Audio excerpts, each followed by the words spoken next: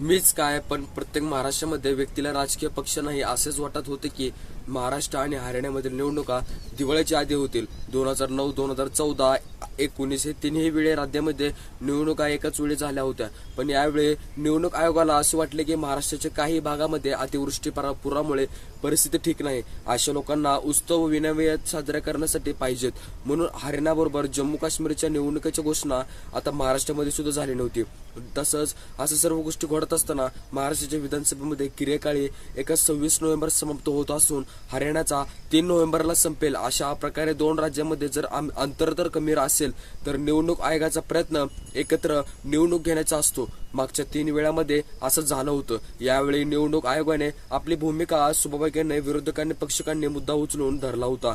हे सर्व गोष्टी असे घडत असताना मागच्या 3 निवडणुकीच्या वेळेस पावसाळ्याचा काळ होता, सणही होते.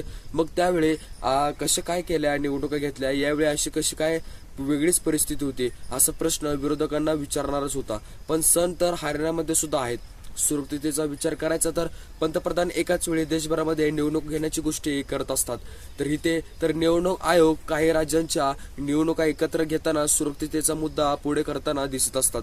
विरोधी पक्ष सगळ्यांकडे संशयाच्या नजरेनं पाहत असतो. विरोधी पक्षांचा सर्वात मोठा आक्षेप लाडक्या बहीण. मित्रांनो, लाडकी बहीण योजनेबाबत हे मुळामध्ये ही योजना आसामच्या एका मुख्यमंत्री हेमंत बिस्वा शर्मा हे एक डोक्यातनं प्रकट झाले होते. मध्य प्रदेशच्या मुख्यमंत्री शिवराज सिंह चौहान यांनी ती राबवली होती आणि भाजपला ती फायदाही झाला होता. मागच्या वेळी लोकसभा निवडणुकीमध्ये संपूर्ण देशामध्ये भाजपला एक फटका बसला होता. मध्य प्रदेशामध्ये मात्र थोडे सुद्धा नुकसान झाले नव्हते.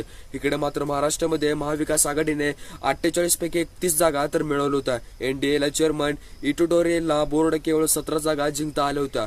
तसंच असं लोकसभा निवडणुकीच्या निकाल विधानसभा मतदारसंघातून पहिल्या 288 पैकी 154 जागांवर महाविकास आघाडीला जागा मिळाली होती. काँग्रेसला 63 तर शिवसेना उभाटा गटाला 57 आणि राष्ट्रवादी काँग्रेस शरद पवार गटाला 34 अशी आघाडी दिसत होती. एनडीएला 127 जागांवर आघाडी होती तर भाजपला 80, शिवसेना शिंदे गटाला 37 तर राष्ट्रवादी काँग्रेसच्या आधीच पवार गटाला 6 जागांवर आघाडी घेता आली होती. तर माझ्या मते लोकसभा, विधानसभा आणि निवडणूक असं सर्व गोष्टी होत असताना याचा फायदा भाजपला मिळाला का काय, असं महाराष्ट्र संदर्भामध्ये लाडकी बहीण योजनेचा लाभ मिळेल का काय असं उत्तर कळतच देईल. असं मुख्यमंत्री माझी लाडकी बहीण योजना ही गोष्टी आणि ही योजना भविष्यामध्ये भाजपला तर फायदा होईलच, असं पुष्कळांतर सुद्धा वाढू शकतो. मतदाराचा मूठ आणि पाहण्याचा दृष्टिकोन पूर्णपणे वेगळा असतो. याची पुष्कळ उदाहरणे आता देता येईल. लोकसभा निवडणुकीनंतर महाराष्ट्रामध्ये आणि हरियाणामध्ये झालेल्या मागच्या 3 निवडणुकांच्या केंद्रामध्ये ज्यांचे सरकार आले त्यांचाच फायदा झालेला असं त्यावेळी केंद्रामध्ये एनडीएचे सरकार आले होते, परंतु ते स्वबळावर नाही. त्यामुळे महाराष्ट्रामध्ये काय होईल असा प्रश्न उपस्थित होतो. स्वाभाविकपणे त्यातच महाराष्ट्राने मध्य प्रदेशचा रस्ता धरला. लाडकी बहीण योजना येथे सुरू करण्यात आली होती. पण अर्ज भरण्याची मुदत 31 ऑगस्टपासून मित्रांनो 14 ऑगस्टपर्यंत वाढवण्यात आली. 1.62 कोटी महिला योजनेत देखील नोंदल्या गेल्या होत्या. त्यापैकी 80 लाख महिलांच्या खात्यामध्ये 1500 रुपये जमा करण्याच्या हिशोबाने 2 महिन्याच्या 3000 रुपये जमा सुद्धा झाले गेले होते. विरोधी पक्षांना असे वाटते की निवडणूक थोडी लांबल्यामुळे सर्व पात्र महिलांच्या खात्यामध्ये पैसे पाठवण्याची संधी सरकारला जर मिळेल, परंतु यातील मुद्दा फायदा होईल का असा प्रश्न एक केंद्र सरकारच्या संपूर्ण सुमारे देशामध्ये 80 कोटी लोकांचा मोफत रेशन पुरवत आहे. असं सर्व गोष्टी होत असताना संपूर्ण देशामध्ये 80 कोटी म्हणजे जोक नाही, भरपूर झालं मित्रांनो. आणि आता जर जम्मू काश्मीरमध्ये वळू तर 2014 मध्ये विधानसभेच्या निवडणुका झाल्या होत्या. गेल्या वेळी तेथे 87 जागा होत्या आणि लडाखच्या 4ही जागा त्यांच्या समाविष्ट गेल्या होत्या. जम्मू काश्मीरच्या तथा लडाख दोन्ही ह्या केंद्रशासित प्रदेशामध्ये फरक इतकाच होता की जम्मू काश्मीरमध्ये 90 आमदारांची विधानसभा होती. आणि मतदारसंघाची रचना कशी झाली ते पाहूया.